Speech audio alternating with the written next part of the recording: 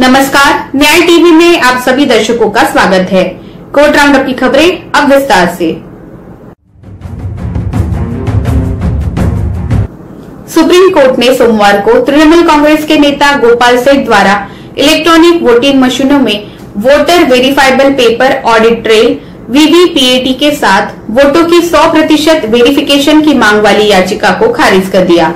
भारत के मुख्य न्यायाधीश एस.ए. बोबडे की अध्यक्षता वाली पीठ ने कहा कि न्यायालय चुनाव प्रक्रिया के बीच में हस्तक्षेप नहीं करना चाहता।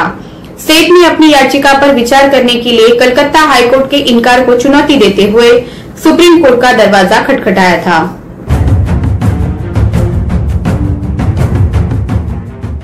सुप्रीम कोर्ट ने सोमवार को अमेजॉन फ्यूचर रिलायंस मामले में दिल्ली उच्च न्यायालय के एकल न्यायाधीश और डिवीजन बेंच के समक्ष आगे की कार्यवाही पर रोक लगा दी।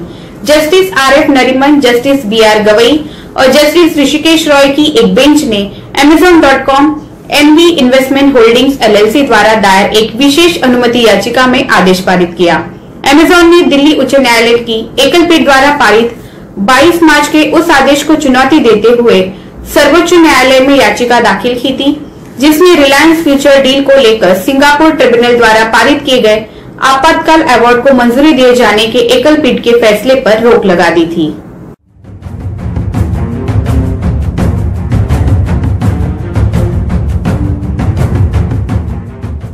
सुप्रीम कोर्ट ने बुधवार को गोकर्ण महाबलेश्वर मंदिर का प्रबंधन सुप्रीम कोर्ट के पूर्व न्यायाधीश जस्टिस बी.एन. श्रीकृष्ण की अध्यक्षता वाली एक निगरानी समिति को सौंप दिया।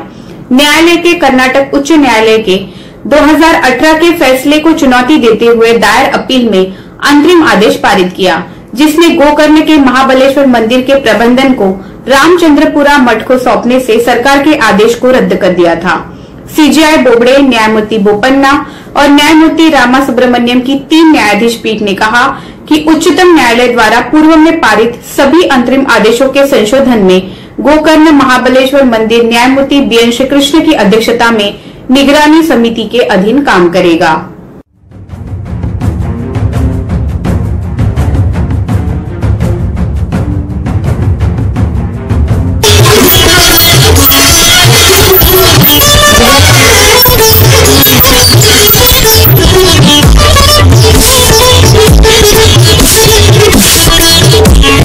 दिल्ली उच्च न्यायालय ने पिछले सप्ताह बीमा क्षेत्र के नियामक, बीमा नियामक और विकास प्राधिकरण IRDAI को ये बताने के लिए कहा कि उसने ऐसी बीमा पॉलिसियों को किस आधार पर मंजूरी दी जिन्होंने मानसिक बीमारियों को पूर्ण कवरेज से बाहर रखा। न्यायमूर्ति प्रतिभा M. सिंह की खंडपीठ एक सुभाष खंडेलवाल की याचिका पर सुनवाई कर रही थी, जिन्होंने अदालत के समक्ष प्रस्तुत किया था कि उन्होंने max Bupa health insurance company limited से एक बीमा पॉलिसी खरीदी थी और उन्होंने नियमित आधार पर 35 लाख की बीमा राशि के प्रीमियम का भुगतान भी किया था। महत्वपूर्ण रूप से उन्होंने प्रस्तुत किया कि जब उन्होंने अपनी मानसिक बीमारी के संबंध में बीमा कंपनी के साथ दावा किया तो उन्हें ये पता चला कि पॉलिसी में एक क्लॉज है जो मानसिक बीमारियों के मामले में कंपनी को 50,000 तक की राशि प्रदान करने के लिए प्रतिबद्ध करता है।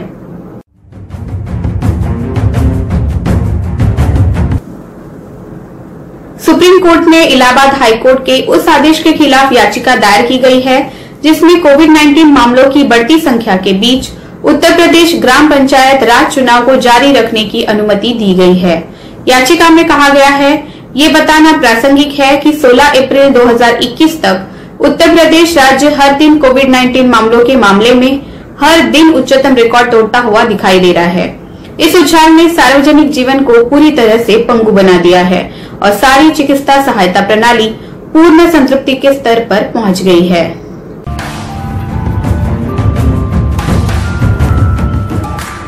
सुप्रीम कोर्ट ने सोमवार को निर्देश दिया कि गोड़ावना ग्रेट इंडियन बस्टर्ड वैज्ञानिक नाम आर्डियोटिस निग्रिसेप्स को विलुप्त होने से बचाने के लिए सुप्रीम कोर्ट ने सोमवार को राजस्थान और गुजरात में हेड इलेक्ट्रॉनिक लाइनों के अंडरग्राउंड करने की व्यवहार्यता का अध्ययन करने के संबंध में निर्देश दिए।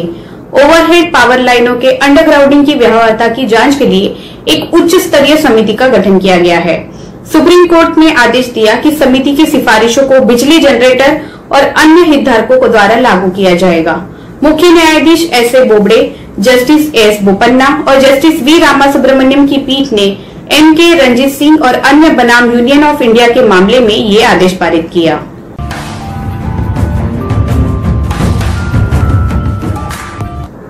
महाराष्ट्र में कोरोना संक्रमण बेकाबू होने की वजह से ऑक्सीजन और जरूरी दवाओं की किल्लत हो रही है। महाराष्ट्र के नागपुर में रेमडेसिविर इंजेक्शन की भारी किल्लत को लेकर बॉम्बे हाईकोर्ट की नागपुर बेंच ने महाराष्ट्र सरकार को आदेश दिया है कि आज रात 8 बजे तक 10,000 वायल भेजे जाए। हाईकोर्ट ने सोमवार को कहा कि रेमडेसिविर का वितरण जरूरत के हिसाब से होना चाहिए। साथ ही कोर्ट ने महाराष्ट्र सरकार और केंद्र सरकार से पूछा कि किन मानकों के आधार पर दवा का वितरण अलग अलग राज्यों और जिलों में किया जा रहा है।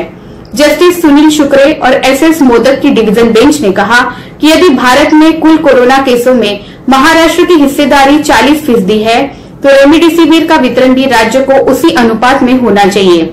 गौरतलब है कि रेमडेसिविर इंजेक्शन कोरोना के गंभीर मरीजों को लगाया जाता है। Recovery trial was also a negative study. It did not show any benefit as far as remdesivir was concerned as in the treatment of COVID-19.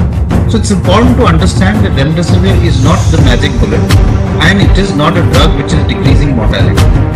However, it does have a role and therefore it is being used that we may use remdesivir because we don't have a good antiviral drug. We have made major advances in the management of COVID in terms of vaccines, but we have not made any major advance in finding a very good antiviral drug. Remdesivir was shown to be useful only in those patients who were hospitalized, who had fall in oxygen saturation and had infiltrates on the chest X-ray, usually on the 5th to 7th day, and it was then said that it could decrease the viral load, it could be useful for viremia. It is of no use if it is given early in mild or asymptomatic individuals, and it was of no use if it was given very late because then you have more of cytokine storm rather than having the infection. Corona केसों में अचानक उछाल के बाद देश के कई हिस्सों में इसकी किल्लत और कालाबाजारी हो रही है। केंद्र सरकार ने पिछले महीने दवा के निर्यात पर रोक लगा दी। जस्टिस शुक्रे ने कहा, यदि कोरोना केसों में महाराष्ट्र का योगदान 40% है, तो यही कहना ठीक है कि 40% रेमडेसिविर इंजेक्शन राज्य को दिया जाए। आवंटन जरूरत आधारित होना चाहिए, किसी और आधार पर नहीं जो प्रासंगिक नहीं है। कोर्ट ने केंद्र और राज्य सरकार को 21 अप्रैल तक हलफनामा दाखिल करके ये बताने को कहा है कि किस आधार पर रेमडेसिविर का वितरण हो रहा है। का प्रोडक्शन देश में जल्दी से जल्दी बढ़े और उसकी प्राइस कम हो, उसके लिए भारत सरकार की ओर से प्रयास हो रहा है। आज के दिन में पर डे 1.5 लाख वाइल का प्रोडक्शन होना स्टार्ट हो चुका है। अगले 15 दिन में वो बढ़ा के डबल हो जाएगा, यानी कि पर डे 3 लाख वाइल का प्रोडक्शन हो जाएगा। एग्जिस्टिंग 20 प्लांट से बढ़ा के नए 20 प्लांट को भी प्रोडक्शन की मंजूरी दी गई है। अगले दिनों में हम कोशिश कर रहे हैं कि मैक्सिमम से मैक्सिमम रेमडेसिविर इंजेक्शन का प्रोडक्शन हो। दूसरा, प्राइस कम करने के लिए सभी कंपनी के साथ बातचीत किया और कल ही सभी कंपनी ने अपना रिटेल प्राइस जो 5,000 और 5,000 से ज्यादा था, सभी लोगों ने कम करके 3,500 से कम कर दिया है, जिससे मरीजों को उसका फायदा होगा। दिल्ली हाईकोर्ट ने पिछले सप्ताह पेट्रोलियम और प्राकृतिक गैस मंत्रालय और सामाजिक न्याय और अधिकारिता मंत्रालय से पूछा था कि क्या विकलांग व्यक्तियों के अधिकार अधिनियम 2016 के तहत पेट्रोल पंपों के आवंटन के लिए कोई नीति बनाई गई है। न्यायमूर्ति प्रतिभा M सिंह की खंडपीठ ने याचिकाकर्ता विकलांगता से पीड़िता दीप्ति लेनका अन्य के साथ की याचिका पर सुनवाई कर रही थी, जिसमें याचिकाकर्ता ने अदालत के समक्ष प्रस्तुत किया कि उसे एक पेट्रोल पंप के आवंटन पर विचार नहीं किया जा रहा है।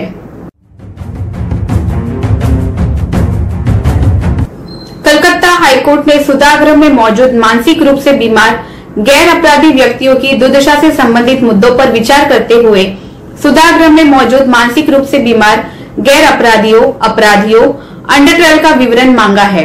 न्यायमूर्ति शंपा सरकार की खंडपीठ मेंटल हेल्थ और मेंटल हेल्थ केयर और पश्चिम बंगाल और केंद्र शासित प्रदेश अंडमान और निकोबार के विभिन्न सुधारक गृह में कस्टडी में रखे गए अपराधियों और अंडर ट्रायल मामलों के संदर्भ में दिए गए सुप्रीम कोर्ट के निर्देशों के संबंध में सुनवाई कर रही थी।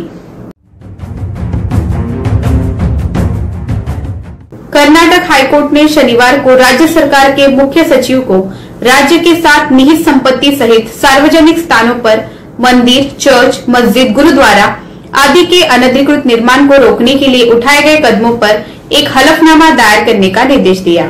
मुख्य न्यायाधीश अभय ओका और न्यायमूर्ति सूरज गोविंदराज की खंडपीठ ने कहा, हम राज्य सरकार को रिकॉर्ड हलफनामा दायर करने के लिए निर्देशित करते हैं कि राज्य सरकार ने कौन से प्रतिबंधात्मक कदम उठाए हैं या 16 फरवरी 2010 को शीर्ष अदालत के निर्देशों के संदर्भ में लिया गया है।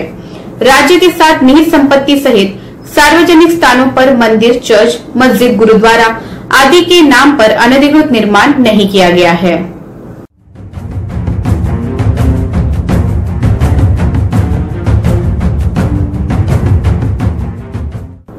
इलाहाबाद हाईकोर्ट बार एसोसिएशन ने एक महत्वपूर्ण कदम में उन अधिवक्ताओं के परिवारों, नामांकित व्यक्तियों को वित्तीय सहायता 5 लाख रुपए प्रदान करने का फैसला किया है, जिनकी कोविड-19 के कारण मृत्यु हो गई है।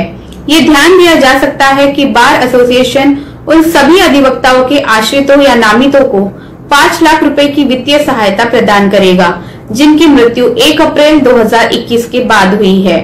इस आशय का एक प्रस्ताव शुक्रवार 16 अप्रैल को एसोसिएशन के कार्यकारी निकाय द्वारा पारित किया गया। बॉम्बे हाईकोर्ट की औरंगाबाद बेंच ने हाल ही में वसमत नगर पुलिस स्टेशन के एक स्टेशन हाउस ऑफिसर को थाने में रखने के लिए विभिन्न आपराधिक कानूनों की लेटेस्ट बेयर एक्ट्स की खरीद करने का निर्देश दिया। जस्टिस रविंद्र बी घूग और बीयू देवदार की पीठ ने अपने आदेश में उन बेयर एक्ट्स की एक सांकेतिक सूची बनाई, जिनकी खरीद करने का निर्देश दिया गया है।